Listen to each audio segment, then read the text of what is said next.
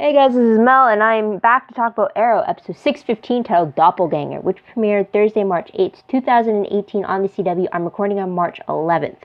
So huge spoiler alert. If you haven't seen the episode already, please go do so first, then come back and see what I have to say about this episode. Otherwise, my other video reminders are up on screen, so take a moment to look over those. And let's start with the 10-minute clock and talk about what happened in this episode. So timeline-wise, I believe it's the next day after the events of 614, only because 614 ended with Black Siren claiming she had been kidnapped and claiming she's Laurel Lance, and then the next time we see her, she's in front of the press, still with her wound. So I'm assuming it's the following day after she's been quote-unquote rescued. So moving from that, the episode reminder, well, for me, is Roy Harper's return. So there's that. But the breakdown of the episode, I pretty much picked up on 3 different storylines. First one being rescuing Roy Harper. Second being Team Arrow realizing that Ricardo Diaz is the lead villain that they're now up against. And the third one being Black Siren pretending to be Earth One's Laurel Lance. So with the first storyline with Roy Harper, we find out he's brought back to Star City unwillingly by the cops as they want him to testify against Oliver. They're even they're torturing him in order to get him to confess. And because of this, Thea returns as Speedy. In the end, they do manage to get Roy, but from his time with the cops, he finds out that they'll know a lot more about Oliver and about the team than they originally thought, or at least more so than Roy had thought, because first off, they thought Roy faked his death, so there's that. But the second storyline is pretty much Felicity finding evidence for Oliver to show that Ricardo Diaz was the one who killed Kate and James, and that a whole bunch of cops are on his payroll. So with that, Oliver enlists the help of Quentin Lance and Dina Drake to try to figure out which of the cops are corrupt in the SCPD. The third storyline with Black Siren trying to pretend to be Laurel Lance. The reason she does this is so that it's a lot harder for Dinah to try to kill her, especially if the news of Laurel's resurrection is such a huge news story. So she made it a little easier, or a little bit harder for her to do so. Also, we see Black Siren going back to Ricardo Diaz and Anatoly and now secretly working with them and kind of infiltrating the Arrow team for that. Last moments of the episode, moving on for that, shows a League of Assassins scout having located the heir to the demon, and this is when she has her sights set on Thea making out with Roy. So there's that. Tidbit-wise, though, we have Oliver giving Thea advice that if she should leave town with Roy when everything is over, if he is the one that truly makes her happy, especially when Thea talks about how the one solid thing keeping her going is the fact that Roy is safe somewhere. So he kind of wants Thea to follow her heart.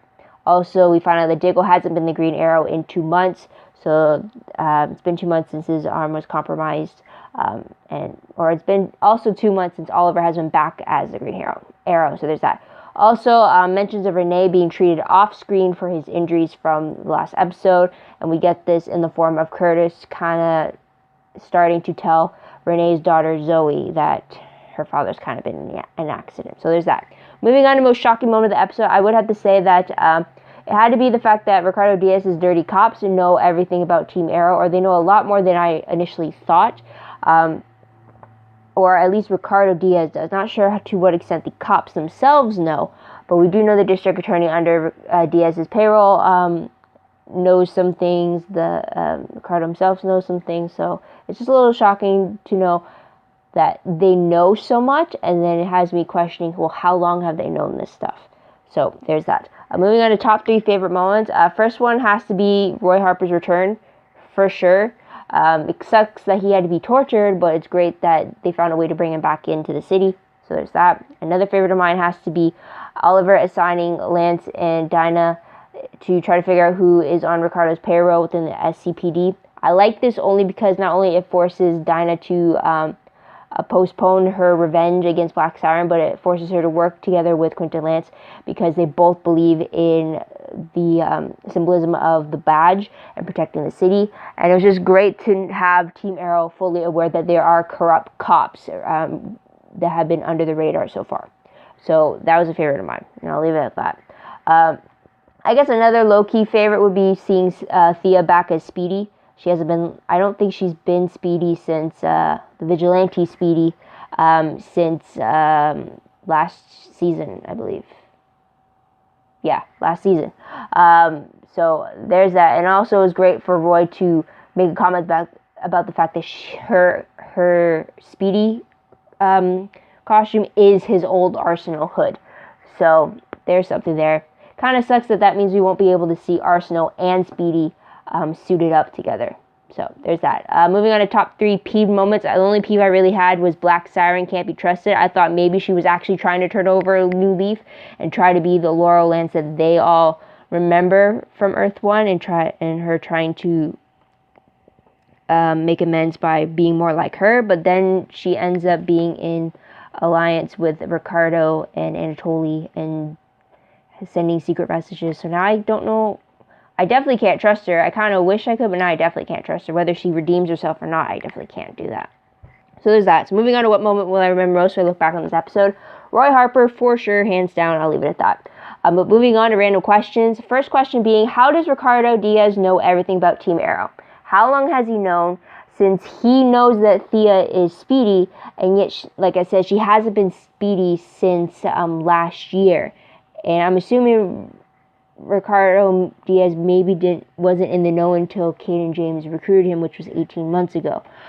But, like, I believe 18 months ago, Thea, I think she would have stopped. I think she stopped early on last season from being Speedy. I think it was just right after the crossover episode last year with the Dominator. She stopped being Speedy. So how the hell does he know that she is Speedy?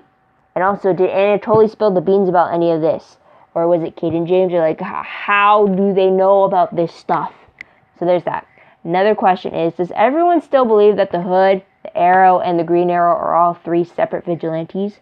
I only question this because it really pisses me off when people, I guess it kind of bleeds in from last episode, but it really pisses me off that Dinah, Renee, and Curtis, they can make all these threats to Oliver when this is a guy who, when he came back to the city, he killed those who defied him. He killed those who failed the city.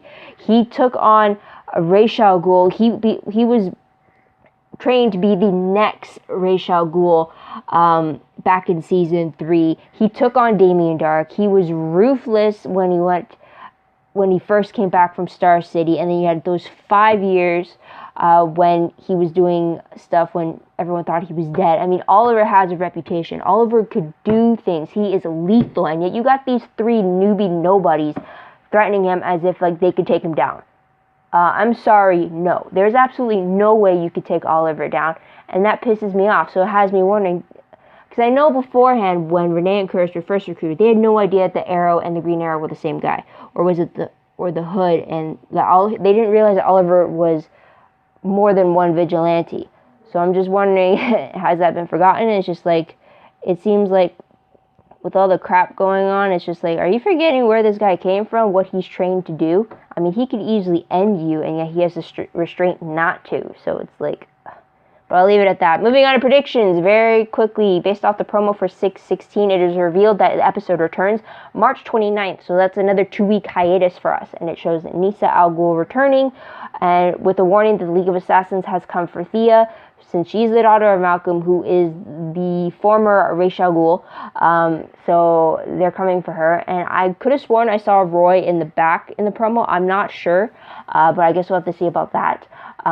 But the synopsis for the episode reads that Nisa Al Ghul returns to Star City to warn Thea that a group of renegade League of Assassin members are planning to attack her. This group, led by Athena, is intent on finding a mysterious box that Malcolm left behind and will stop at nothing to get it. Nisa helps her come to a life-changing realization. First off, wasn't the League of Assassins disbanded? Or was this like the ones who didn't believe in that disbandment are now coming after Thea to kind of bring it back? I don't know. But it'll be interesting to see. I love the fact that the League of Assassins are coming back, especially Nisa, for sure. So I also want confirmation on whether or not Talia was killed or not during the island explosion. I'm assuming she was, but then again, Black Siren survived, so who knows? So there's that. But But yeah, I hope they bring up more of the ties with the League of Assassins, with Oliver's time there, with Thea being the daughter of Malcolm, who was Ra's al Ghul, and then Nisa being the daughter of the long-running Ra's al Ghul. So it'll be interesting to bring that part of the mythology back. But that's what it, guys. So what did you guys think of the episode? What did you guys like about it? What do you think is going to happen next? Let me know in the comments down below. Love to hear your own thoughts, theories, and opinions, but what you think is going to happen next. Also, don't forget to like this video, subscribe to my channel, and check out my other videos if you haven't done so already. If you want, check out my Tumblr page. The link for that is down below. There's the timer. I reblog quotes, web quotes, GIFs, promos, all that good stuff, all found in one place, so check it out. It's a work in progress. I haven't updated in a while, but the 2-week hiatus will definitely bring me back to speed. So there's that. It's also connected to my WordPress account. The link for that is down below. More organized over there, but it's still a work in progress, so keep that in mind, but I hope you check it out. Otherwise, guys, thank you so much for tuning in. Thank you so much for your patience. I hope you come back next time to see what they say about the next episode. But until then, guys, this is Mel. Wish you all a great day, great week, wherever you are. Bye for now.